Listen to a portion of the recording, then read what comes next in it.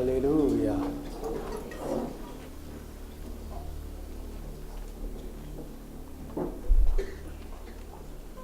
Gloire à Dieu. Nous sommes à la fin de l'année. Et ce matin, j'ai beaucoup tremblé devant le Seigneur parce que nous sommes en train d'amorcer l'atterrissage, n'est-ce pas, du décollage de cette année.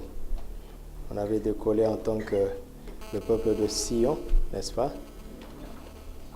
Et il est en train de nous préparer à la vision de l'année prochaine. Priez beaucoup pour moi, pour que je saisisse pleinement, n'est-ce pas, la pensée du Seigneur. C'est une grande responsabilité de prétendre emmener une pensée du Seigneur pour son peuple, une ligne directive pour toute l'année. Mais sa grâce est suffisante. Alléluia. Lisons Matthieu 1:1. Matthieu 1:1.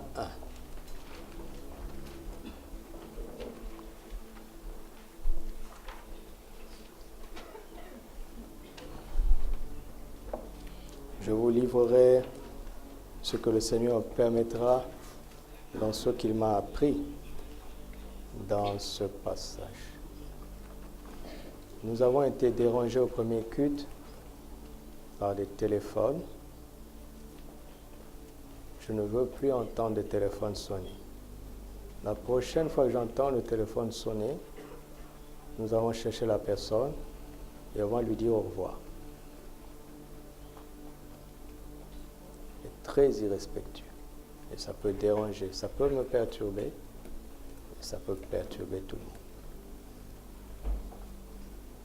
Matthieu 1:1.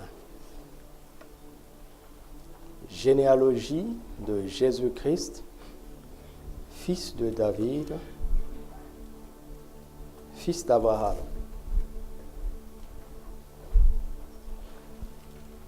Question. Qui est l'aîné entre Abraham et David? Abraham, n'est-ce pas? On aurait dû commencer par Abraham, n'est-ce pas? Deuxième question. C'est quoi une généalogie?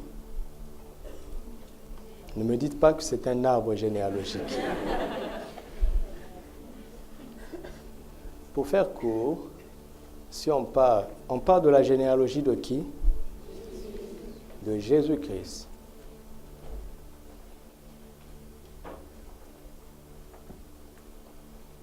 On parle de l'arbre généalogique de Christ, de Jésus-Christ. Cela veut dire qu'il a une postérité, n'est-ce pas? Il a une descendance. C'est de ça qu'on parle. On parle d'un ascendant, Jésus, et de ses descendants. Mais Jésus-Christ est excusez-moi de parler comme ça, est un drôle d'ascendant. Parce qu'il a des papas. N'est-ce pas? Abraham est son aîné, son père. Mais on ne dit pas que c'est la généalogie d'Abraham. David est son père. Mais on ne dit pas que c'est la généalogie de David. N'est-ce pas? Si l'on avait omis ces ascendants de Jésus, je comprendrais qu'on parle de Jésus et de la suite. Mais on parle de Jésus-Christ, pas seulement de la suite, en commençant par ses ascendants. C'est lui le fils d'eux, mais la généalogie est à lui.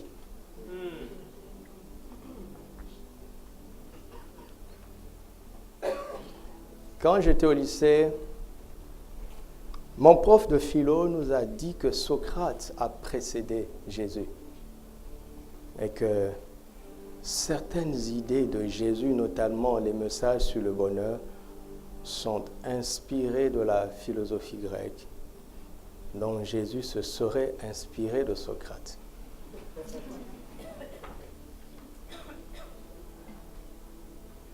Tout ce que nous faisons, vous savez, nous vivons dans la culture grecque, sous la puissance romaine.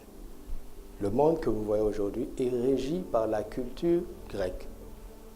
La démocratie vient des grands penseurs grecs, les Aristote, Socrate et Platon. Mais on est en 2017, après Jésus, pas après Socrate. Jésus n'a pas de problème de venir après, mais laissez-le entrer. Quand il apparaît, les autres disparaissent. Il est tellement sûr de lui qu'il n'a pas de problème. Il peut venir après. Mais dès qu'il entre, il a englouti tout le monde. Et on parle de lui.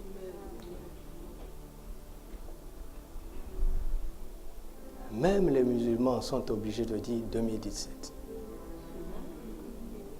N'est-ce pas? C'est lui le repère absolu. Jésus. C'est lui ma vie, mon message, ma raison d'être. Alors, mon titre, ce que l'Esprit m'a dit de nous partager, est celui-ci. Le fils de David et d'Abraham vit en moi. Le fils de David et d'Abraham vit en moi. Pourquoi commencer par David avant Abraham? Sachant que Abraham a existé avant David. Pourquoi? Quand vous pensez à Abraham, quelle est l'idée qui vous vient à l'esprit? La foi, n'est-ce pas? La foi. Et quand vous pensez à David, quelle est l'idée qui vous vient à l'esprit? L'adoration ou bien la royauté. Nous avons l'homme qui symbolise la royauté et l'autre qui symbolise la foi. Jésus commence par David. Fouillez votre Bible, nulle part il est écrit que Jésus est le fils d'Abraham. Mais il est dit que Jésus est le fils de David. Amen. Parce qu'il est le roi. Le roi des rois, le Seigneur des seigneurs. Et David a été le tout premier à le symboliser à la perfection. Si, je vais vous poser une question. Si Dieu a le choix entre faire de toi un roi ou un homme de foi, il préférerait quoi? Vous avez le droit de répondre. Il y a 2 réponses seulement. Si Dieu a le choix de faire de toi un roi ou un homme ou une femme de foi, il préférerait quoi? Pardon? La foi. Foi et roi. Il préférerait de faire de toi un roi. C'est pour ça qu'il commence par David. Pourquoi? Parce que le but pour lequel Dieu a créé l'homme, Genèse 1, 26, créons l'homme à notre image, selon notre ressemblance, et qu'il domine. Mamlak, qu'il règne. C'est ce que ça veut dire. Vous entendez? Dieu a fait l'homme à son image, selon sa ressemblance, afin qu'il règne.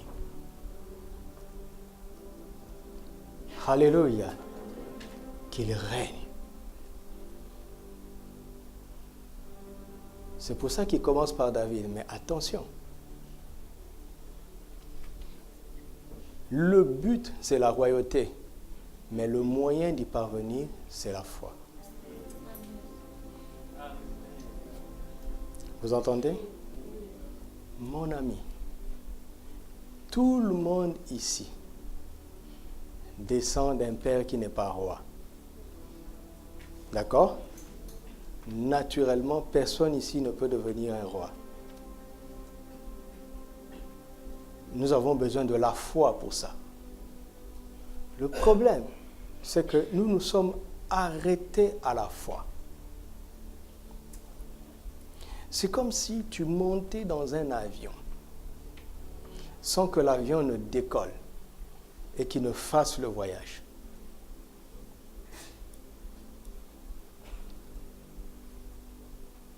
La foi est la porte d'entrée. La foi est le véhicule pour arriver là où Dieu avait prévu que l'homme soit, mais que l'homme avait perdu. Donc, Abraham n'est pas une fin en soi. Abraham est le commencement, le déclenchement. Ne quitte pas cette terre sans entrer dans ta royauté. Amen. Et nous l'avons enseigné dans l'EPEPP. C'est quoi? L'école pratique de l'esprit, de la parole et de la prière. Vous avez vu comment Dieu nous conduit? On a fait une pause à l'EPEP et on est en train de faire 40 jours de prière. Pourquoi? Parce que nous devons pratiquer l'esprit, la parole et la prière.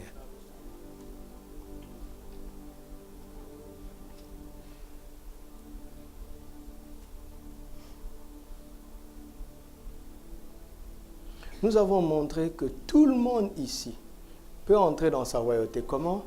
En trouvant un domaine dans lequel il va servir. Alléluia. Et on entre dans son appel, dans son service par la foi. Et l'exercice de notre service nous finira par nous positionner sur le trône. Alléluia. Qui suit les infos? Une personnalité est décédée il y a quelques jours en France. C'est qui? Quelqu'un va dire au nom de Jésus. Écoutez, réfléchissez. Regardez comment la France s'est arrêtée pour célébrer un chanteur. Il a eu plus d'impact que plusieurs présidents. Pourquoi? Parce que le domaine de son règne, c'était la musique. Bon, est-ce que cette musique a glorifié le Seigneur? Ça, c'est autre chose. Il y a quelques jours, on vient de célébrer un autre footballeur. C'est qui? Au nom de Jésus.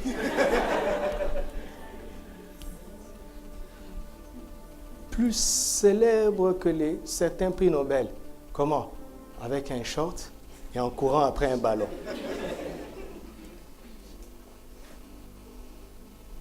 C'est le domaine où il a son don. Vous ne pouvez pas me dire que la royauté, ce n'est pas pour tout le monde. La question qu'on pose souvent, si tout le monde doit être roi, qui servira l'autre? C'est absurde comme question. Il n'y a pas qu'un seul trône.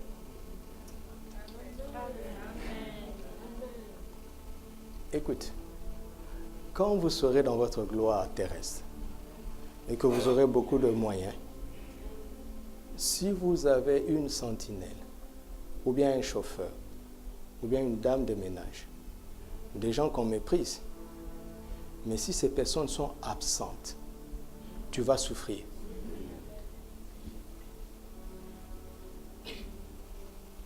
Pourquoi? Parce qu'il règne avec le torchon. Il règne avec le volant. Il règne avec le café la nuit. Il ne dort pas pendant que tu dors. comprenons la vie. Il y a un trône pour chaque humain sur la terre. Est-ce que quelqu'un croit ça? Il y a un trône pour moi. Il y a un trône pour moi. Il y a un trône pour moi. Et ce trône, on le découvre et on y accède par la foi. Ça, c'est la porte qu'Abraham nous ouvre. Et quand on y entre, il nous dit, suivez David. Alléluia.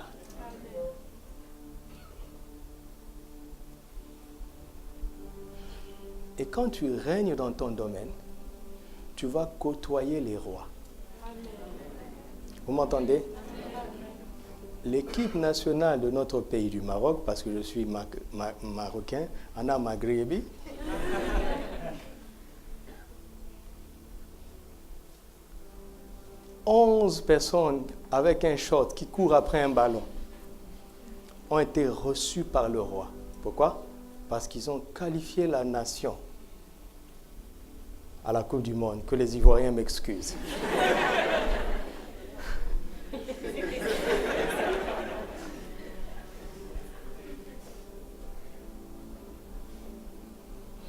Le service est le moyen le plus court de rencontrer les rois. Amen.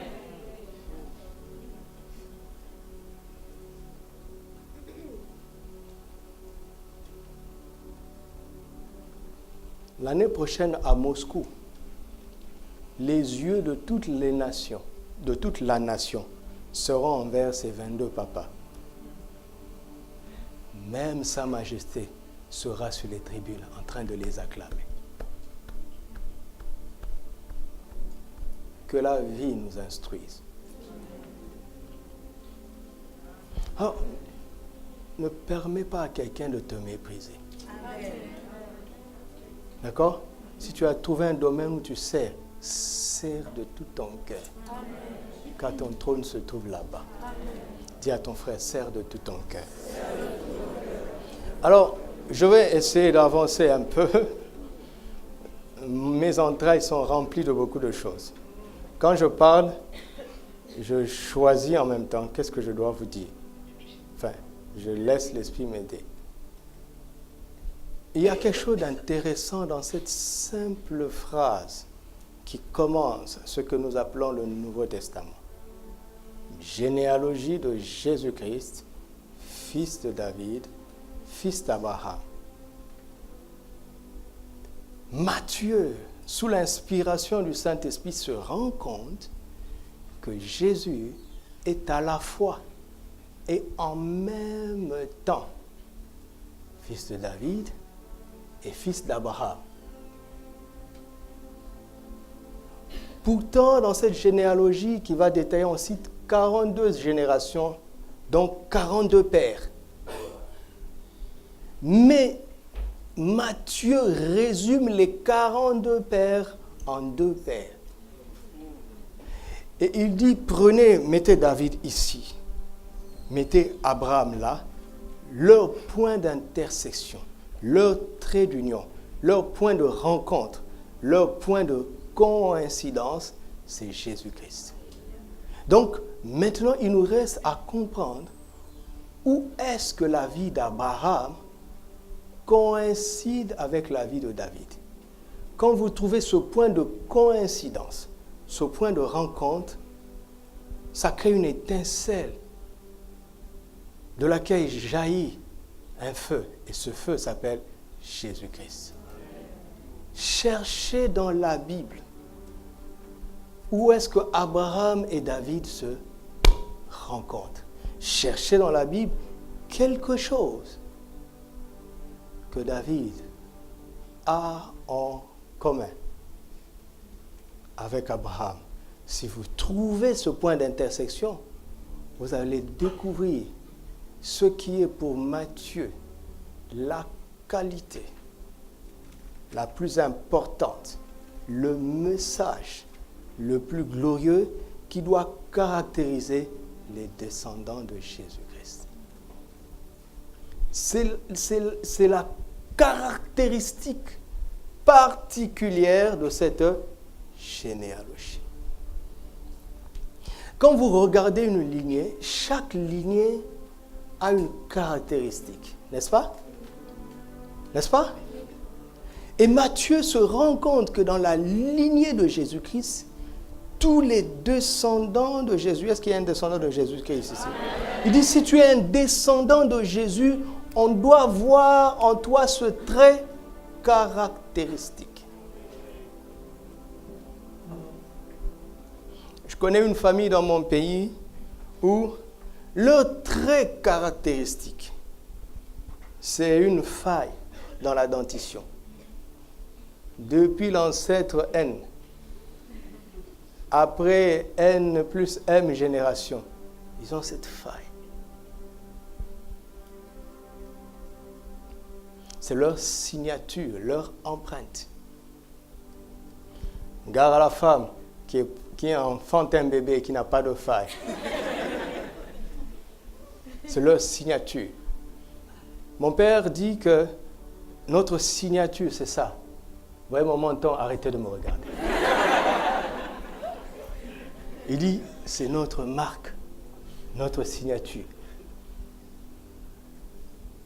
Il y a un trait caractéristique que l'on doit trouver chez un descendant de Jésus. Ça va chauffer maintenant. Est-ce qu'on va trouver ça chez toi?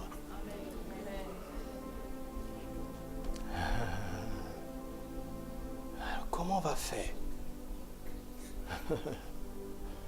On doit commencer par qui? Par Abraham ou David? Par David. 1 Samuel, chapitre 30, versets 18 à 19. À partir d'un moment donné, mon frère à la diapo, j'aurai besoin que tu m'aides quand je vais citer les versets pour me faire gagner du temps. C'est où encore 1 Samuel? 1 Samuel chapitre 30, je suis dans 2 Samuel.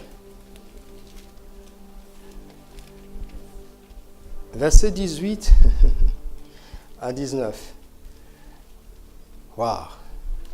David sauva tout ce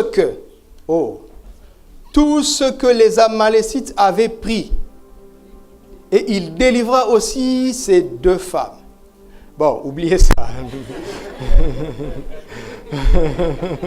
Lui, il avait le droit, mais pas toi. Verset 19. Il ne leur manqua personne, ni petit, ni grand, ni fils, ni fille, ni aucune chose du butin, ni rien de ce qu'on leur avait enlevé. Et la mention ici, c'est quoi? David, tout ce qu'on lui avait pris. David a tout récupéré. Est-ce qu'on peut trouver ça dans la vie d'Abraham? Oui, Genèse 14. C'est une nouvelle forte aujourd'hui. Ah ouais. Le diable aura chaud. Ah oui, il aura chaud parce que nous allons tout récupérer. C'est dans notre ADN. C'est dans notre ADN. Dis à ton frère, c'est dans ton... Ah oui, c'est dans notre ADN. Genèse 14, versets 14 à 16. Dès qu'Abraham eut appris que son frère avait été fait prisonnier, il arma 318 de ses plus braves serviteurs nés dans sa maison et il poursuivit qui? Des faibles. Il poursuivit des faibles, des rois jusqu'à Dan. Il divisa sa troupe pour les attaquer de nuit. Lui et ses serviteurs, il les battit. Et il les poursuivit jusqu'à Shoba, qui est à la gauche de Damas. Le même verbe. Et il le... Vous voyez le point d'intersection? Il ramena toutes les richesses. Il ramena aussi Lot. ça veut dire que l'autre ne faisait pas partie de ses richesses. Vous comprenez? Vous comprenez ça? Il est sorti de ce qui était précieux. Vous savez pourquoi? Son frère, avec ses biens, ainsi que les femmes et le peuple. Vous avez d'une part David qui ramène tout, d'autre part Abraham qui ramène toutes les richesses. Vous voyez la coïncidence? Vous voyez ça? Est-ce que vous voyez ça? C'est le nœud de mon message, le cœur de mon message. Alors, Jésus-Christ est le descendant à la fois et en même temps de David et d'Abraham, parce que, comme son père David et son père Abraham, Jésus a tout ramené. Et puisque tu es son descendant, qu'est-ce que tu dois faire? Écoutez-moi, je veux vous dire une merveille, une merveille. Lorsque vous lisez plus tard le roi de Sodome, que Abraham avait sauvé à cause de Lot, va décider de donner à Abraham toutes les richesses et de garder ses hommes. Abraham dit, je ne prendrai rien, même pas une aiguille. Vous entendez? Même pas une aiguille. C'est-à-dire quoi? C'est-à-dire que quand on a volé toutes les richesses, toutes les choses qu'Abraham considérait comme étant une richesse, quand le ravisseur a tout pris, même si le ravisseur avait tout pris, Dieu a fait en sorte que le ravisseur n'abîme rien, même pas une aiguille. Le voleur ne vient que pour égorger et... Mais Jésus est venu afin que le voleur, après qu'il ait volé, qu'il ne détruise pas. Écoute-moi, tout ce que le voleur a pris dans ta vie, même une aiguille, est réservé quelque part. Amen. Dieu a décidé qu'il ne peut pas user de tout ça. Amen. Jusqu'à ce que tu te lèves par la foi, comme un descendant de Jésus, pour tout récupérer. Tout ce que le voleur t'a volé est gardé au frigidaire. Amen. Est-ce que vous comprenez la souffrance du diable? Le diable est misérable, pourquoi? Parce que même quand il te vole, il n'a pas le droit de le consommer. Amen. Vous entendez? Écoute, à moins que tu ne récupères pas, ce qui va se passer, c'est quoi? C'est que le diable ne pourra jamais jouir de ce qui t'a volé si tu es descendant de Jésus. Au pire des cas, c'est que vous deux vous perdiez. Vous connaissez le jugement de Salomon? La femme qui avait perdu l'enfant, Salomon l'a piégée. Salomon a dit, on va déchirer l'enfant en deux. Celle qui avait perdu l'enfant était prête à tout perdre. Qu'elle perde, et moi aussi. C'est là où Salomon a discerné. Et c'est ce qui se passe avec le diable. Tout ce qu'il a volé dans ta vie, quand tu entres dans la généalogie de Christ, il ne peut plus en jouir. Le diable a des magasins remplis d'objets qu'il a volés, qu'il n'a pas le droit de toucher.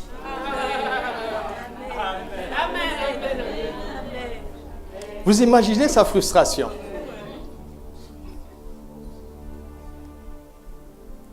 En fait, qu'est-ce que le diable cherche? Son sort est scellé. Il ira en enfer. Il veut y aller avec d'autres personnes. Mais lui, il n'y a pas de pardon pour lui. Lui, il a déjà perdu, mais il veut perdre avec les autres. Si tu es un descendant de Jésus-Christ, on doit voir en toi la caractéristique qui se trouve, qui réunit à la fois David et Abraham, à savoir tout ramener. Bon, on va voir ça en Jésus. Ésaïe 53. Est-ce qu'on peut avancer? Ésaïe 53. Versets 9 à 12. Vas-y, mon ami. Merci. On parle de Jésus. On a mis son sépulcre parmi son tombeau avec le riche. Quoiqu'il n'eût point commis de violence et qu'il n'eut point de fraude dans sa bouche. Il a plu à l'Éternel de le briser par la souffrance.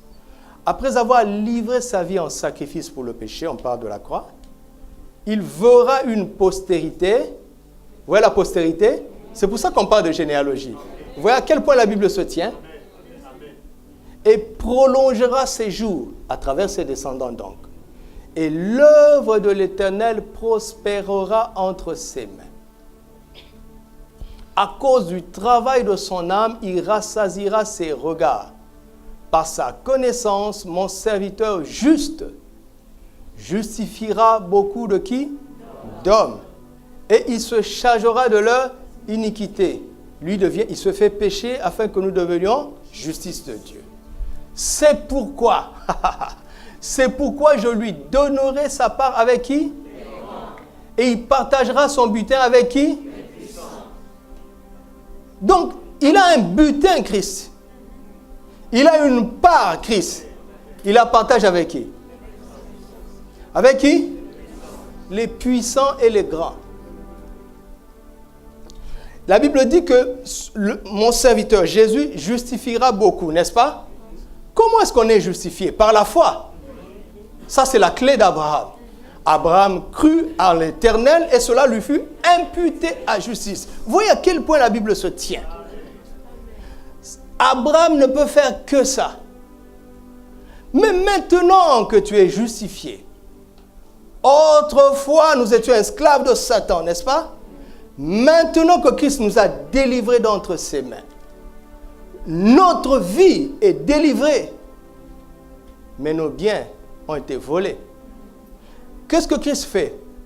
Lisez Colossiens. L'acte dont les ordonnances nous condamnaient, il les a déchirés. Il a livré publiquement en spectacle l'ennemi. Il a triomphé de lui et de toute son armée par la croix. Ça, c'est Colossiens 2, 14 à 15. Mais si tu montes un peu chouïa, au verset 2, au verset 10, il dit, vous avez tout pleinement en Christ qui est le chef de toute domination et de toute autorité. Qu'est-ce qu'il fait? Il domine les anciens chefs. Amen. Et il les dépouille. Amen. Et il libère les esclaves que nous étions. Amen. Et donc il a le butin entre ses mains. Amen. Mais il ne partage pas avec les justifiés. Il partage avec les grands et les puissants. C'est-à-dire les justifiés qui sont devenus grands et qui sont devenus puissants. Les justifiés qui ont saisi la clé d'Abraham, la foi qui donne accès à la justice, mais qui ne s'arrêtent pas à Abraham, qui saisissent la clé de David et qui entrent dans leur royauté.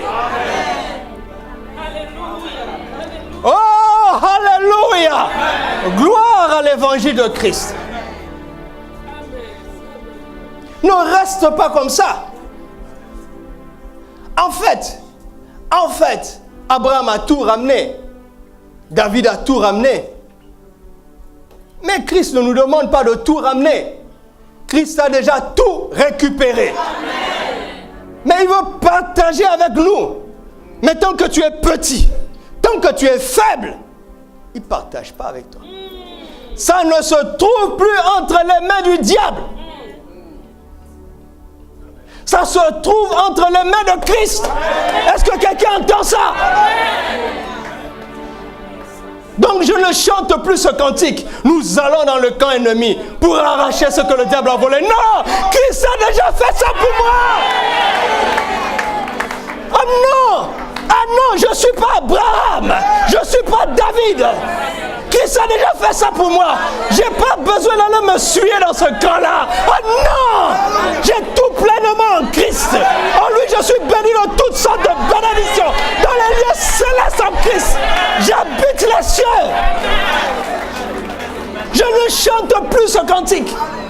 Je n'ai pas besoin d'aller me suer dans le camp de l'ennemi. Non, je suis trop propre pour ça. Parce que je suis la justice même de Dieu. Je suis la sainteté même de Dieu. séjour de 5 secondes dans ce corps bizarre. Ah non, j'habite les cieux. J'habite le royaume des cieux. Alléluia. Nous sommes une nation sainte, vous entendez? Un sacerdoce royal, un peuple acquis.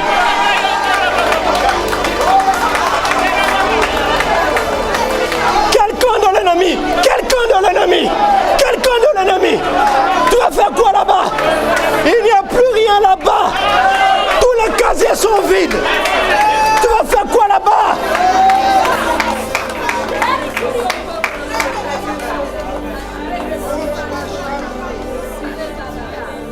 Le camp de l'ennemi? Non, tout ce qui te reste à faire, c'est de grandir. Tant que l'héritier est encore un enfant, il ne diffère en rien d'un esclave. Non, ce n'est pas un problème de lien spirituel. Non, ce n'est pas un problème de démon. Non, ce n'est pas un problème de sorcier. C'est un problème d'immaturité. Quelqu'un de l'ennemi. Qui vous a dit que l'ennemi a encore un camp? Jésus a fini avec eux. L'ennemi a quel camp? C'est pas ça l'évangile. Quel camp? Le match est fini depuis longtemps. Qui n'est-il pas dit que tout est accompli? Tu veux ajouter quoi? Tu veux ajouter quoi? À l'œuvre achevée de Christ, tu veux ajouter quoi? Qui es-tu?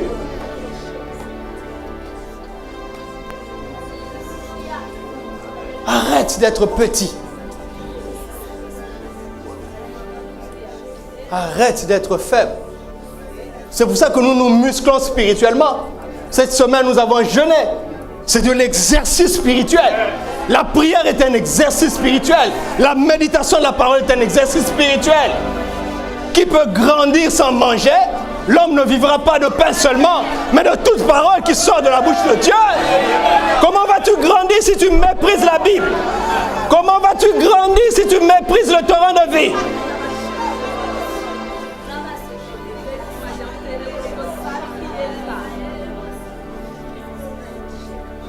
Quel camp de l'ennemi?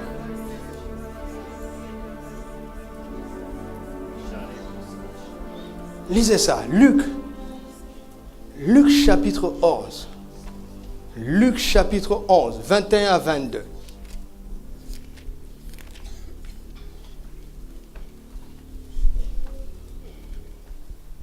Lorsqu'un homme fort et bien armé garde sa maison, ce qu'il possède est en sûreté. Mais si un plus fort que lui survient et le dompte, il lui enlève toutes les armes dans lesquelles il se confiait et il fait quoi? Il distribue ses dépouilles. Ésaïe 53, 12 est là. Christ est venu. Quand Christ est entré sur la terre, il y avait un homme fort. Il s'appelle le diable.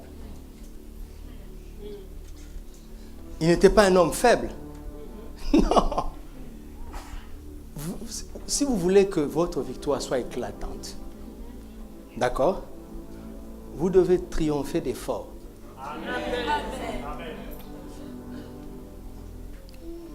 Christ n'a pas minimisé le diable. La preuve, l'Esprit l'a exercé pendant 40 jours de jeûne. Parce que le diable était un homme fort. Le Saint-Esprit n'a pas minimisé l'adversaire.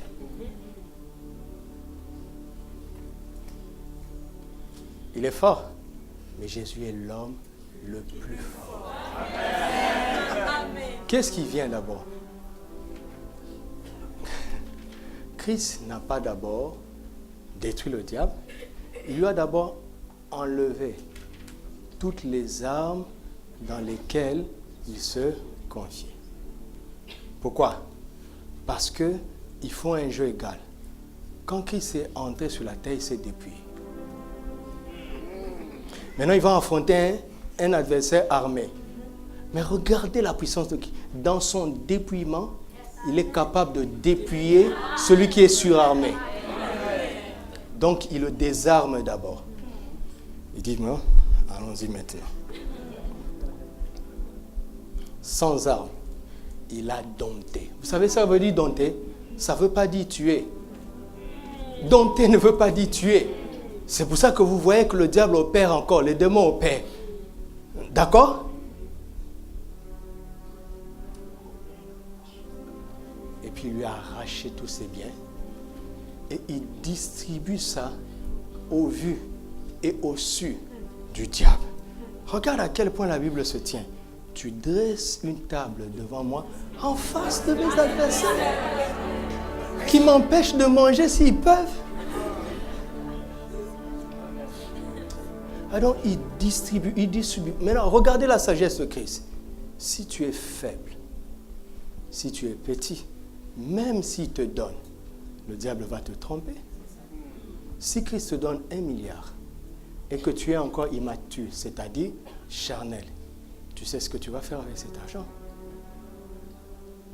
Et on va dire, non, le frère là, il était avec nous, hein, mais maintenant il est rempli d'esprit d'impudicité. Non, c'est une œuvre de la chair. N'est-ce pas? Mais écoutez, l'impudicité pour un enfant de Dieu, écoutez, les démons d'impureté existent.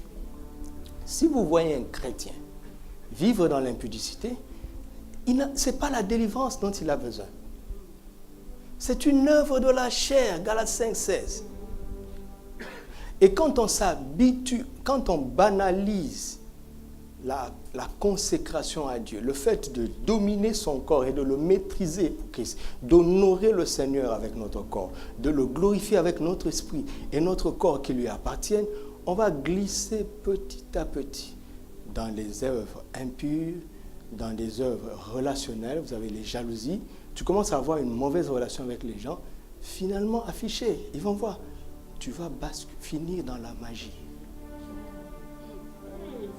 Dans la magie, dans l'occultisme, dans la sorcellerie. Un enfant de Dieu. Comment est-ce qu'un enfant de Dieu qui est le temple du Saint-Esprit va finir dans la magie, dans la sorcellerie? Cela veut dire qu'il va tellement se compromettre qu'à un moment donné, il va éteindre l'esprit. L'esprit s'en va. Quand l'esprit s'en va, qu'est-ce que ça veut dire? Il n'est plus dans le royaume. Il n'est plus dans le royaume. Si vous entendez un pasteur ou un prophète qui utilise la magie dans l'église, je vous dis déjà, sachez qu'il vit dans l'impureté et dans des mauvaises relations. Ça a commencé par là. Écoute, si je t'offense aujourd'hui, je ne ferai pas exprès. Mais si je m'en rends compte, je te demanderai pardon. Parce que l'esprit en moi ne peut pas me laisser tranquille. Vous comprenez? Alors, si tu négliges cela, les jalousies, tu joues avec les jalousies, tu vois? Parce que la jalousie, ça ne se voit pas sur le visage.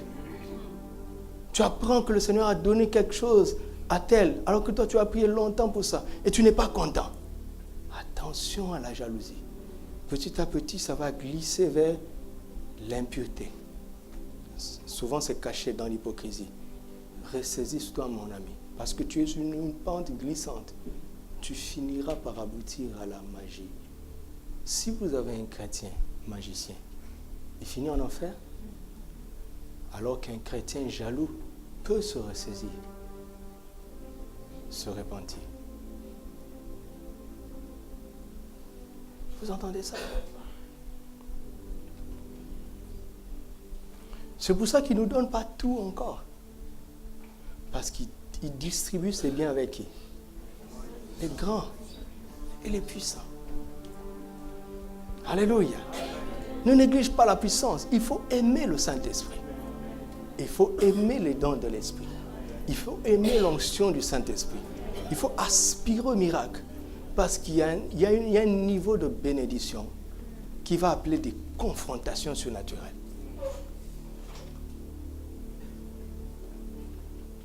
Christ a déjà tout récupéré. C'est au chaud en Christ. Il attend que nous grandissions. Écoute, il n'y a pas un seul bien qui m'appartienne pour lequel le diable ait un moindre contrôle. Vous entendez l'évangile? C'est ça l'évangile. Le diable n'a aucune mainmise sur aucun bien qui m'appartienne. tout est en Christ, le grand magasin, Ephésiens 1:3. Là où toutes sortes de bénédictions spirituelles sont stockées en Christ. Amen. Mais aussi longtemps que l'héritier est encore un enfant, différent rien d'un esclave. Quand vous me voyez enseigner abondamment, c'est parce que j'ai compris le secret.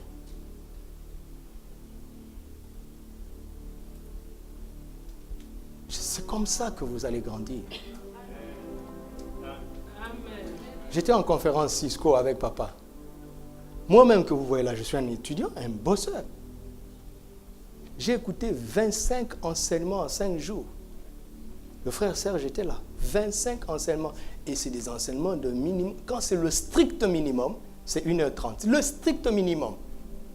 Nous avions en tout 1h30 de pause par jour. De 8h, je rentrais à 22h. Comme à la fac. 25 enseignements en 5 jours, c'est 5 par jour. Sans compter quand papa lui-même prend la parole, c'est 3 heures minimum. Mais c'est ça qui nous fait grandir. Ce n'est pas les impositions de main à tout bout de champ. La personne qui t'impose les mains utilise ses réserves. Il a accumulé des choses. C'est vrai que ça te bénit. Mais lui, il puise dans ses réserves. C'est pour ça que les pasteurs qui passent le temps à prier pour les gens, ils finissent par ne plus rien avoir à donner. Parce qu'ils dépensent toutes leurs réserves et ils ne vont plus étudier. Ils n'ont pas de paix spirituelle.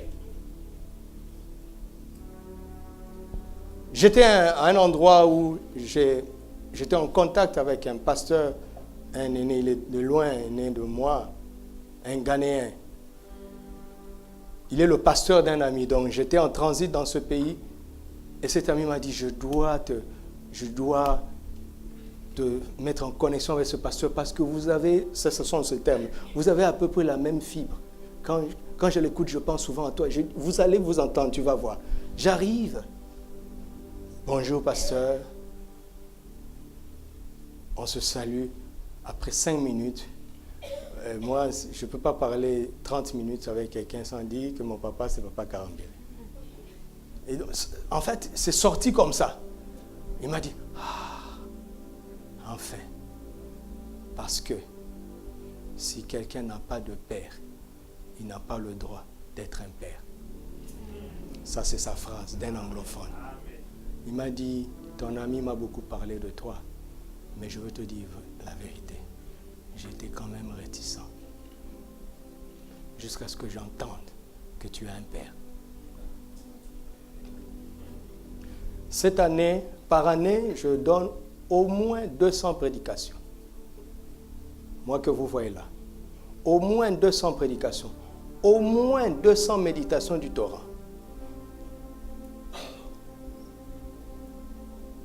Mais il faut aussi que j'écoute.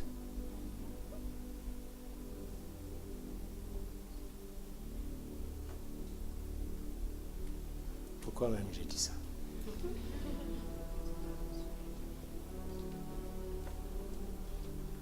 Oui, ne jouez pas avec ça.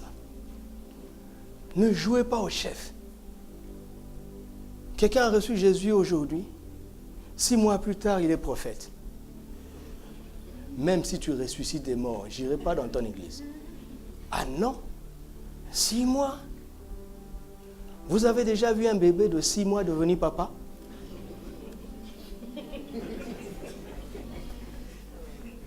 Vous voyez les aliments dont on accélère la croissance. Ça donne du cancer après. Il y a beaucoup de cancers spirituels dans l'église pour ça. Je vous parle en connaissance de cause. Des gens que nous avons encouragés dans certaines positions. Aujourd'hui, j'en pleure. J'en pleure. J'étais quelque part, j'ai vu l'affiche d'un frère, évangéliste tentant. Quoi? D'abord, premièrement, qui l'a établi évangéliste? Il est né avant-hier. Il est devenu évangéliste. Écoute, quand tu vas dans une église, demande respectueusement au pasteur qui est son pasteur. S'il n'a pas de pasteur, tu es en danger. Demande à celui qui te nourrit, ou lui-même se nourrit. Amen. S'il ne fait pas ça, il va vous servir du McDo. Et des shawarma de 2 balles. Le fast food, ouais? Fast food. Ça va vite.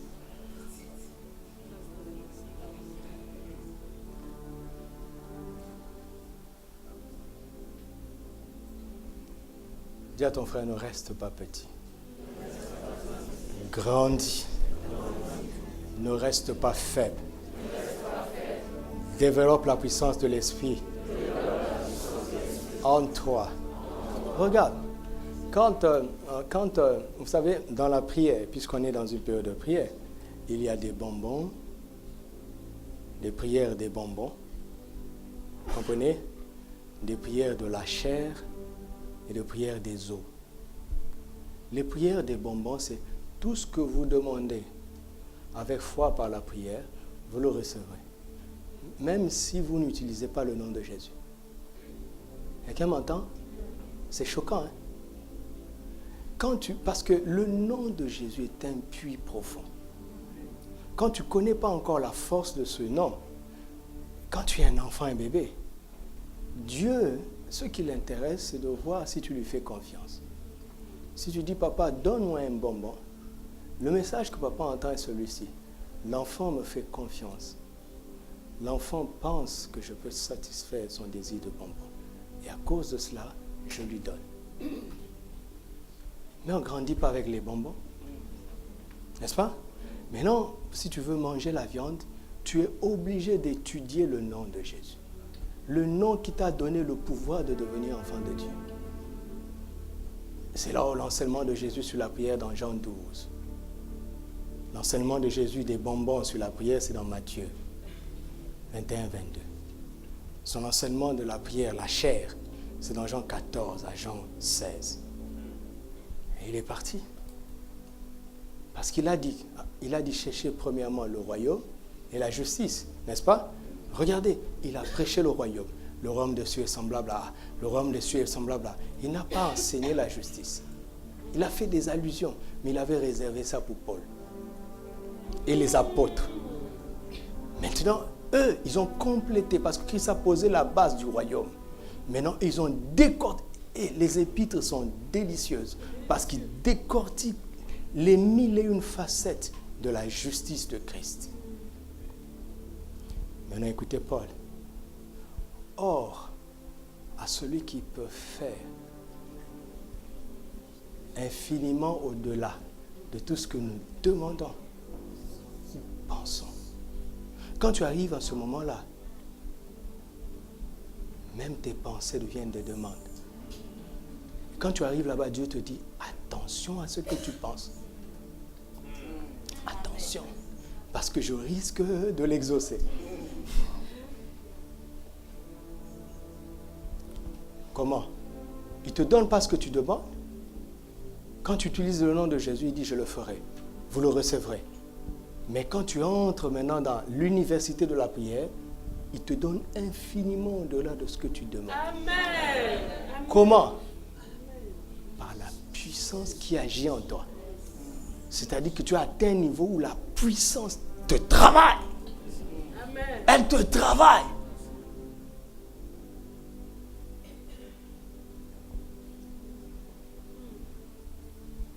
Et là, tu ne demandes plus des petites choses. Tu prends des butins, vous savez, la rançon de guerre. Hein? Ce n'est pas les aiguilles, hein? Quelqu'un veut ça?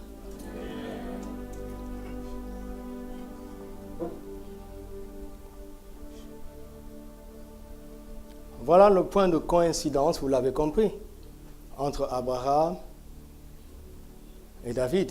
C'est quoi? La capacité de tout ramener. Christ a déjà tout ramené pour moi. Il attend ma croissance et mon développement spirituel dans sa puissance pour prendre part à ce qui me revient. Alléluia. J'aime Hébreux 5:8 qui dit Christ a appris, bien qu'il fût fils, l'obéissance par quoi? par les choses qu'il a souffertes. Oh, est-ce que je peux ajouter encore un peu? Le deuxième culte termine à quelle heure? Parce que je confonds. 14h30. Ok, je confonds souvent. Alors, regardez, notre texte de base, c'est lequel? Matthieu 1:1. On dit que Jésus est qui? Enfant de David, enfant d'Abraham, fils. On parle de sa position de maturité, de sa position d'autorité et de sa position d'héritier. D'accord? On parle de la maturité de Christ. Alors il dit, il a appris, bien qu'il fût fils, l'obéissance par des choses qu'il a souffertes. La croissance emmène de la souffrance.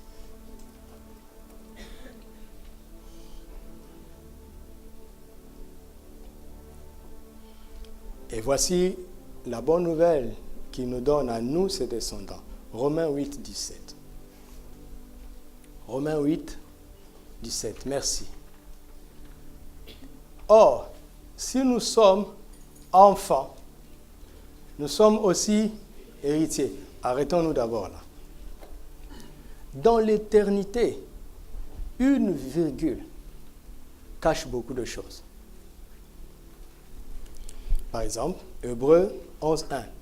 Or, la foi est une ferme assurance des choses qu'on espère. Virgule. D'accord? Une démonstration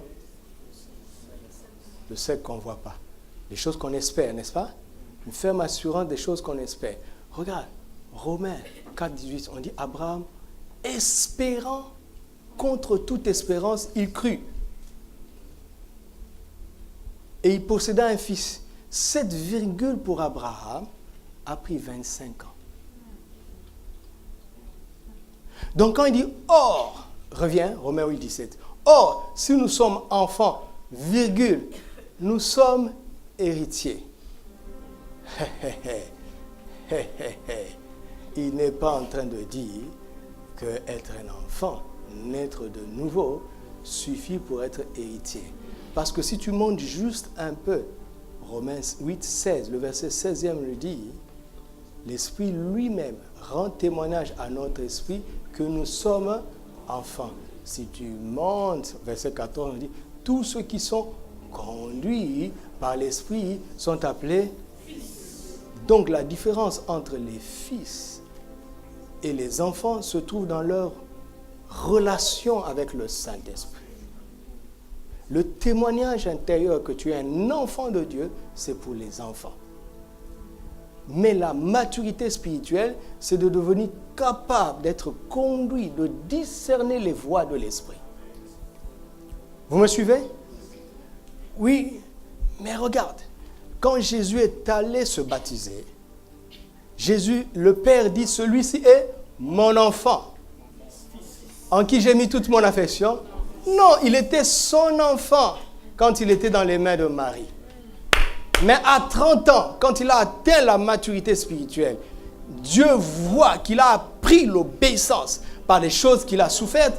Maintenant, il le présente à Israël. Il dit, mon fils, mon fils, mon fils.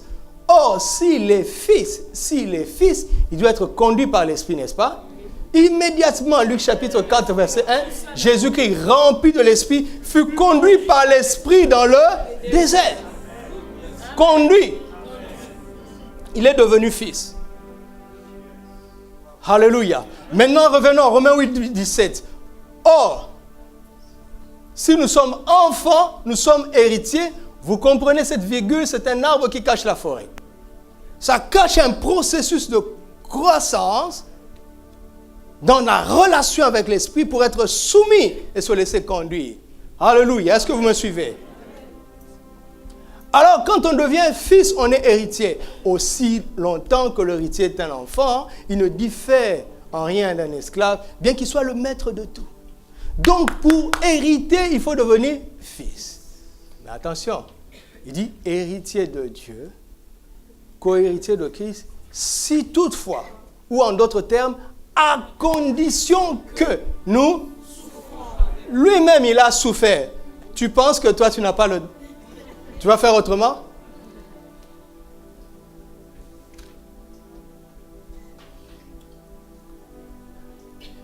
Et je vois les cantiques, je vous le dis souvent. Je suis héritier de Dieu, co-héritier de Christ, point. Et je dis menteur. Tu dois compléter ton cantique. On ne clame pas sa position d'héritier avec le sébène. Ça fait souffrir la chair. Ne composez pas du sébène dans un tremplin gospel. En tout cas, sébène ailleurs, parce qu'on doit danser aussi, mais enfin, si on sait danser.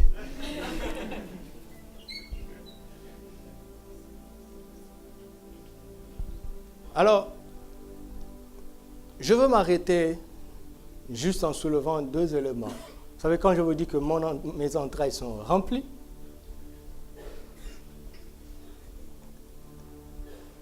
nous avons déjà compris que Christ a tout récupéré pour nous, n'est-ce pas? On est d'accord? Ça, c'est le premier point. Il a tout stocké en Christ, dans les lieux célestes, n'est-ce pas? Nous n'avons pas besoin d'aller chercher ça dans le camp de l'ennemi. OK?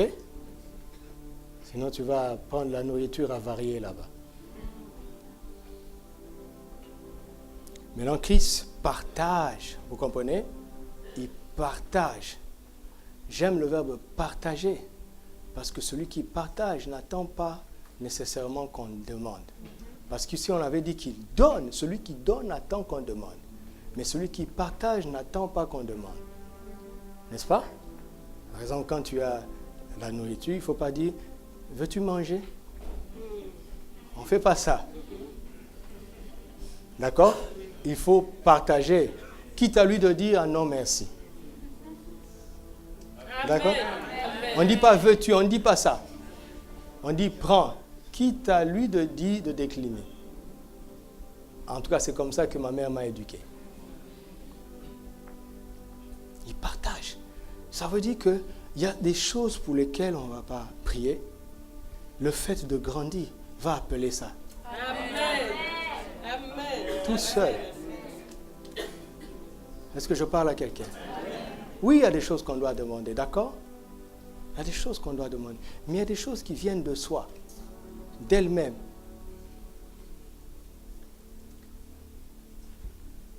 Par exemple, on ne prie pas pour avoir la barbe pour les hommes. N'est-ce pas? Si tu jeûnes pendant 58 jours, à l'âge de 8 ans, pour avoir la barbe, ça ne poussera pas? Tu vois, on dit la barbe pousse. Elle était déjà là, mais elle attend un temps marqué par le Créateur. Vous comprenez? Grandir, c'est très bien. Alléluia. Comme à la fin du premier culte, une dame est venue me voir, elle était de passage, elle me dit, mais pasteur, j'ai fait 4 cultes ici. Est-ce que tu acceptes les invitations d'autres églises? Est-ce que j'ai demandé? Si vous voyez quelqu'un demander qu'on le programme, il n'a pas compris le royaume.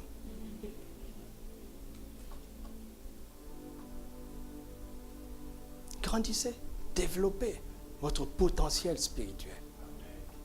Alléluia. Il y a des choses qui viendront toutes seules. Je vois que vous êtes fatigués.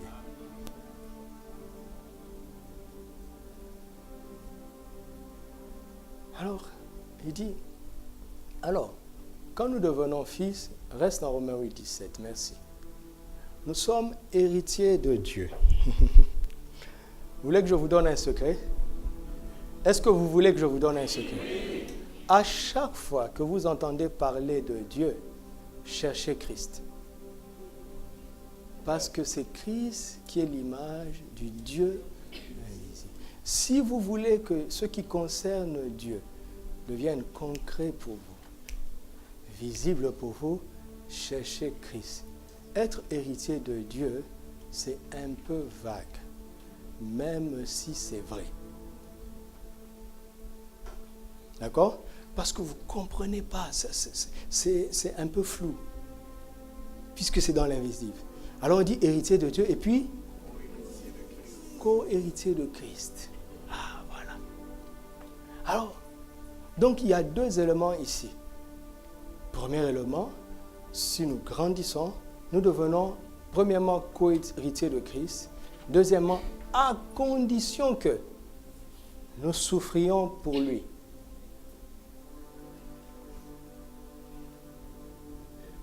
Ce n'est pas vrai ce que j'ai dit. Vous avez lu? Si toutefois nous souffrons pour lui. Souffrir pour Jésus? Non, ce n'est pas juste. Vous entendez? Écoute, si quelqu'un a pris tes souffrances, il a porté tes douleurs, serait-ce logique qu'il te demande de souffrir pour lui? Il va te dire, mais tu sais, moi j'ai souffert pour toi, toi aussi tu dois souffrir. Tu vas lui dire, mais moi je ne t'avais pas demandé de souffrir pour moi.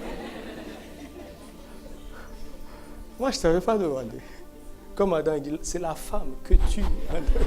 Je ne t'avais pas demandé. L'homme est comme ça. Hein. Je dis souvent au pasteur avec nous, je dis, il y a un niveau de prise en charge d'une brebis où tu dois calmer tes ardeurs. Parce que vous savez, nous les pasteurs, Dieu nous donne un autre cœur qui nous dépasse. C'est-à-dire une aptitude à aimer les gens qui te dépassent. Quand tu rentres en toi et tu dis, mais qu'est-ce qui m'arrive même? Mais pourquoi je l'aime comme ça? Il te donne, être pasteur, c'est avoir un cœur spécial. Et donc, quand tu as affaire à quelqu'un qui ne reçoit pas cet amour, tu en souffres. Donc souvent, je dis aux pasteurs, tous les mardis, on travaille ensemble, je leur dis, à un moment donné, calmez vos ardeurs. À un moment donné, quand tu veux emmener une brebis plus loin, attends qu'il demande. Parce que tout ce que tu donnes, qui n'est pas le fruit d'une demande, n'aura pas de la valeur.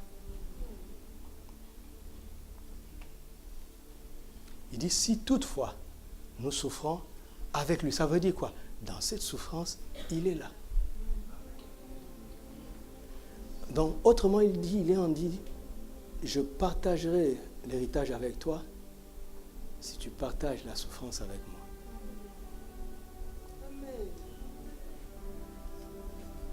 Maintenant, le mot co-héritier, ici, c'est l'une des déclarations les plus graves de la Bible. Héritier joint. Regardez, quand vous lisez Hébreux 1, on décrit Christ de manière merveilleuse, n'est-ce pas? Après avoir autrefois parlé à nos pères par les prophètes, Dieu dans les derniers temps nous a parlé par son Fils.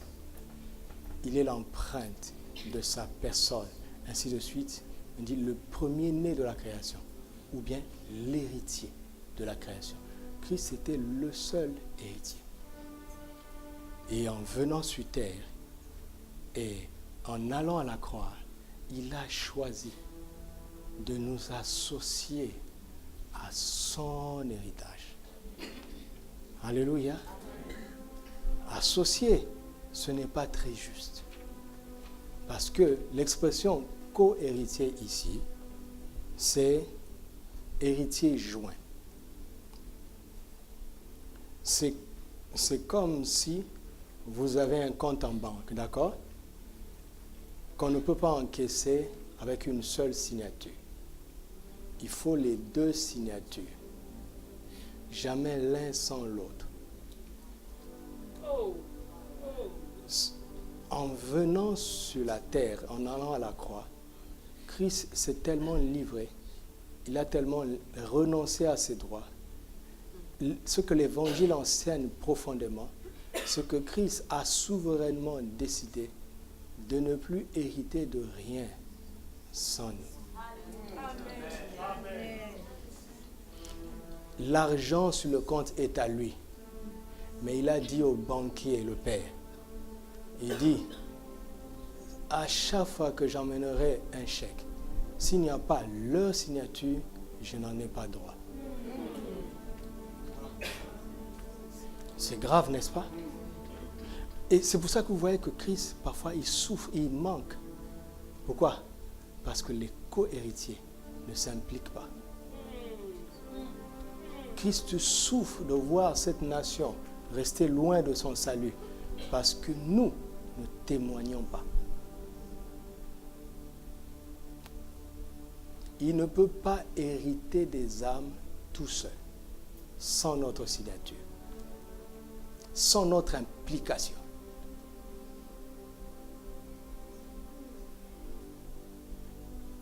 Il a décidé ça souverainement. Alléluia.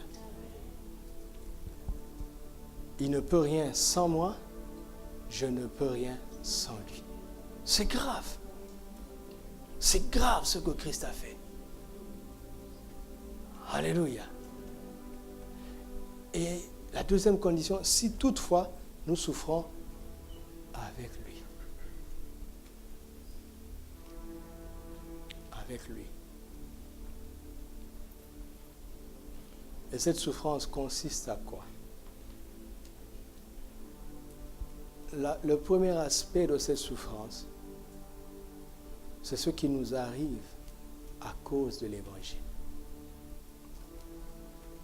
Dans Matthieu 13, la parabole du semeur, versets 21 à 22, on dit « Celui qui reçoit la semence dans des endroits pierreux, est comme une personne qui reçoit la parole avec joie, mais qui n'a pas de persistance quand viennent les difficultés, comment? À cause de la parole. » Vous comprenez? Donc, quand tu passes par une souffrance, regarde d'abord, le problème là t'arrive pourquoi? Le problème arrive parce que tu as accepté l'évangile. Donc, ce n'est pas toi que le diable en veut. C'est la semence que tu portes. Parce qu'il craint que tu portes du fruit. La Bible dit, il enlève de peur que nous portions du fruit. Par exemple, si tu acceptes avec enthousiasme que tu es co-héritier de Christ et tu négliges la deuxième partie, tu ne vas pas entrer en possession de ton héritage. Parce que le fait de comprendre ce que ça implique d'être co-héritier va amener l'ennemi à réagir. Pas contre toi. Non, contre l'évangile que tu as reçu. C'est pas toi. Tu es trop petit. Mais l'évangile que tu portes terrorise le diable. Alors, donc, si tu acceptes, tu dis, peu importe ce qui va arriver, je ne renoncerai pas à ce que j'ai entendu. Je combattrai le bon combat de la foi. Vous comprenez? Bon combat de la foi. Ça ne chauffe pas à cause de toi, mais à cause de l'évangile que tu portes. Alléluia. Alléluia. Je sens que ça ne passe plus. On va lire un dernier verset, je veux m'arrêter là. Colossiens 1, on va s'arrêter ici. Colossiens 1, 24.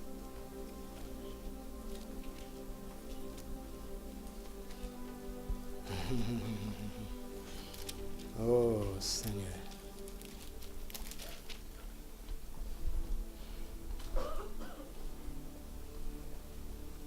Je suis dans Philippiens. Colossiens 1, 24.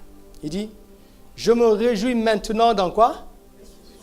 Mes souffrances pour vous.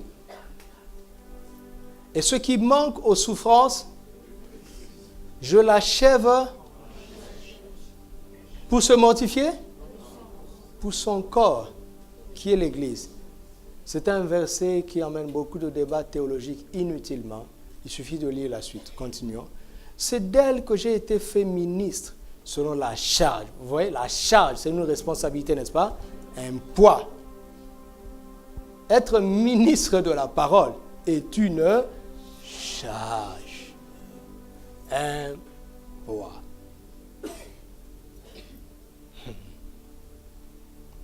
Que Dieu m'a donné auprès de vous, afin que j'annonçasse, comment? Pleinement la parole de Dieu. Le mystère caché de tout temps et dans tous les âges, mais révélée maintenant à ses saints, à savoir, à qui Dieu a voulu faire connaître quelle est la glorieuse richesse de ce mystère parmi les païens, à savoir, Christ en vous, espérance de la gloire. Ça, c'est beau pour nous. Vous avez vu, il dit Christ en vous. En vous, il ne dit pas en nous. Il nous parle. Et nous allons dire Amen. Il nous dit Christ en vous, l'espérance de la gloire. La gloire pour nous, qu'est-ce qui se passe chez lui? C'est pour ça que dans 2 Corinthiens 4, il dit la mort agit en nous, la vie agit en vous.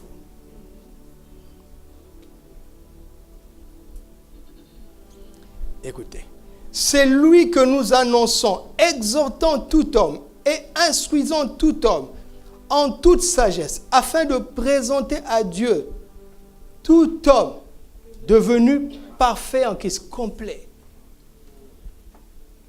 devenu grand et puissant. C'est pour ça que je me poumonne comme ça. Parce que je sais que je rendrai des comptes. Il me dira, qu'as-tu fait du troupeau que je t'ai confié? Dans quel état tu les as laissés avant de me rejoindre? C'est pour ça que les parents sont capables de frapper l'enfant pour qu'il avale le médicament. N'est-ce pas? Il y a même certains enfants qu'on frappe pour qu'ils mangent. Son bien à lui, mais on le tape. Parce que si l'enfant refuse de manger ou il refuse de boire le médicament, s'il meurt, honte à qui?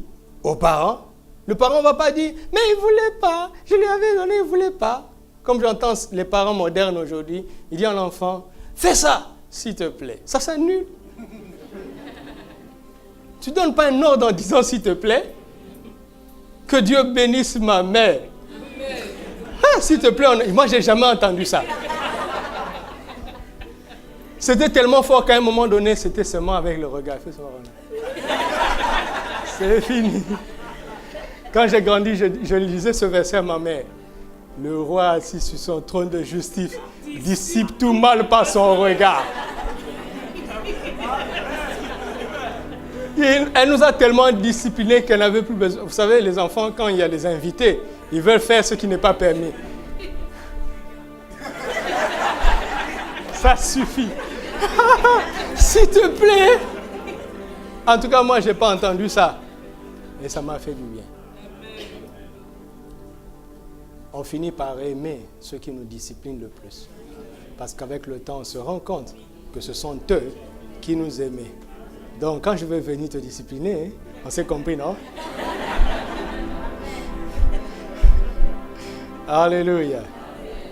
Devenu parfait en Christ. Verset 29. Écoutez, il dit, c'est à quoi je... Vous avez vu le boulot? C'est un travail qui est un combat. En combattant avec sa force qui fait quoi? Ah, vous voyez qu'il est à l'université? En combattant pas avec le... Regarde, écoute. Si un démon te tourmente, c'est très facile. Sors au nom de Jésus. Mais si la chair ne veut pas, je vais utiliser le nom de Jésus? Non, je vais utiliser l'autorité de la puissance qui agit en moi. Je viens, je m'assois là. Tu te ranges. Pourquoi? Pourquoi ça fonctionne comme ça? Parce que moi-même, je me range. Parce que je sais qu'il est là. Donc si tu méprises sa présence en toi, tu n'auras pas de charisme. Tu n'auras pas de poids.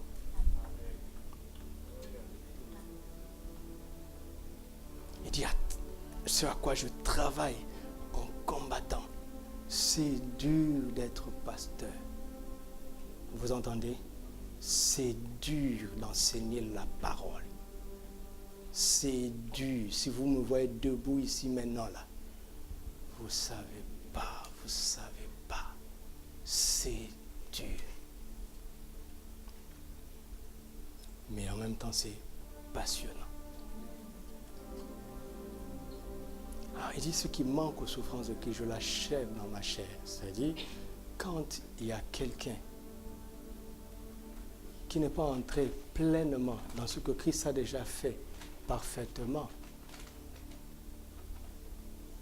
alors il accepte de souffrir pour que cette personne accède à ce qui lui manque. L'œuvre est déjà achevée. Mais quelqu'un doit payer le prix quelque part pour que le message parvienne et qu'il parvienne pleinement.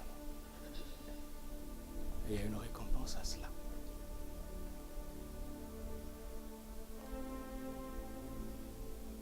D'accepter cette souffrance pour que l'Église arrive à voir tout le tableau de l'Évangile, pas seulement une partie. Pour annoncer pleinement l'Évangile, pas seulement une partie. Parce que ce qui nous reste à savoir est tellement grand par rapport à ce que nous savons. Nous avons tout pleinement. C'est pour ça qu'il nous a donné la vision, plénitude de vie. Vous comprenez? Christ a déjà tout ramené, je récapitule. Christ a déjà tout ramené. Il attend notre maturité et notre autorité pour partager avec nous, n'est-ce pas? N'est-ce pas? Et pour entrer là-bas, nous devons comprendre, accepter la souffrance. Pourquoi?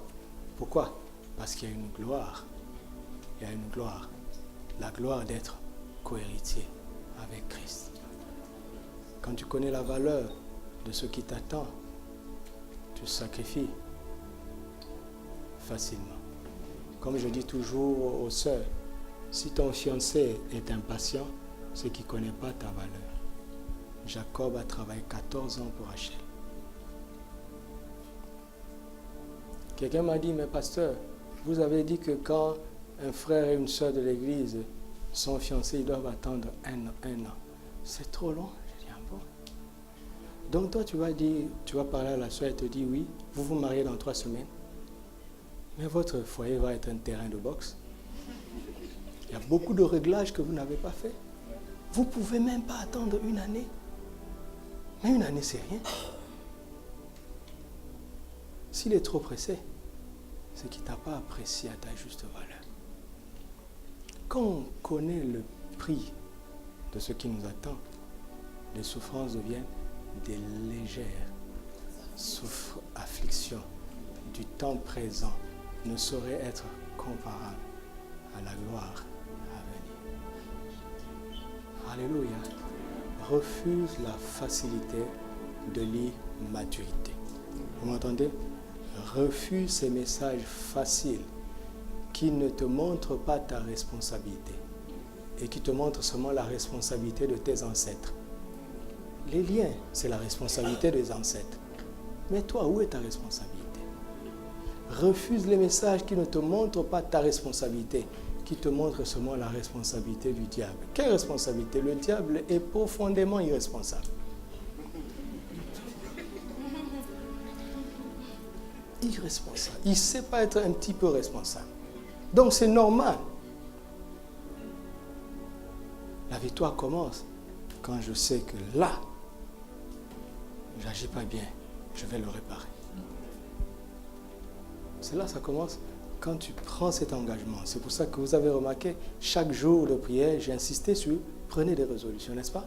Prenez des résolutions. Prenez des résolutions. Mes amis, ne faites pas que prier. On connaît Daniel. Daniel est devenu le grand Daniel à cause d'une seule résolution. La Bible dit, Jésus, sachant que son temps était arrivé de passer de ce monde au Père, prit la ferme résolution d'aller à Jérusalem. Pour affronter la croix, il fallait être résolu. Il y a des situations que tu ne pourras pas vaincre si tu dois réfléchir sur le moment. Il faut soigner tes convictions avant le défi. Donc, prenez des résolutions. Engagez-vous. Traitez durement votre corps. Vous comprenez? Tenez-les assujettis afin de ne pas être rejetés après avoir prêché aux autres. Amen. Et quand on envisage la gloire à venir, la souffrance devient une légère affliction. légère affliction. Comme je dis souvent, quand je faisais le parcours du combattant pour avoir sa main, tout ça c'était rien, parce que je voyais sa valeur. Insultez-moi, c'est votre problème. Méprisez-moi, c'est votre problème. Je connais sa valeur. Si je ne connaissais pas sa valeur, j'allais dire, oh mais moi aussi, et moi aussi, ah, toi aussi, bye bye. Réfléchissez souvent à la gloire de Dieu, d'accord? Ça va vous donner de la force de résister. Réfléchissez à l'héritage glorieux en Christ. Ça va vous donner la force. Amen. Amen. Amen. Amen.